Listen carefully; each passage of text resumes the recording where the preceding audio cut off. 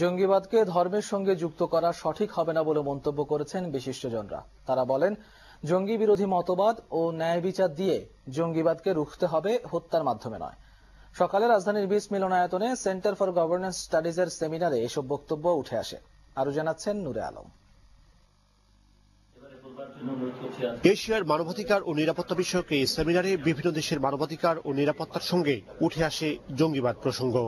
এদেরকে ক্রসফায়ারে মেরে লাভ হবে না, যত মারবেন তত আসবে। সুতরাং এদেরকে জাস্টিস দিতে হবে, তাহলে বোঝে যে না, আমি বিচার পেয়েছি এবং বিচারে আমার এটাই পানিশমেন্ট। আপনি যদি মেরে ফেলেন, ও কিন্তু বলবে যে, এবং তার যে বন্ধু সে বলবে যে ও তো বিচার পায় নাই, সুতরাং এই দেশে বিচার হবে না। বিভিন্ন সময় নিরাপত্তার নামে রাষ্ট্র মানবাধিকার লঙ্ঘন করলেও এখন নতুন অনুষঙ্গ হিসেবে যুক্ত হয়েছে জঙ্গিবাদ। জঙ্গিদের বিরুদ্ধে একটা সত্যিকার বলিষ্ঠ পদক্ষেপ নিতে হলে তাদের সাথে তাদেরকে ডিলিঙ্ক করতে হবে ফ্রম রিলিজিয়ন।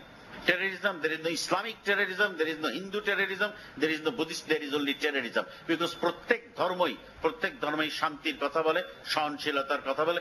জঙ্গিবাদ মোকাবেলায় বিভিন্ন সুপারিশ উঠে আসে সেমিনারে। আমরা অনেক সময় অনেক ওভারডুইং করি।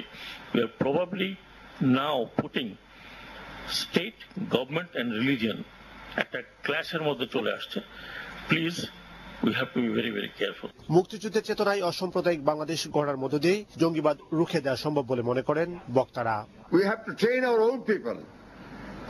People has to be motivated as we are doing now, so that once they get a smell that here is something going on, someone gives the information to the concerned authority so that he can be apprehended.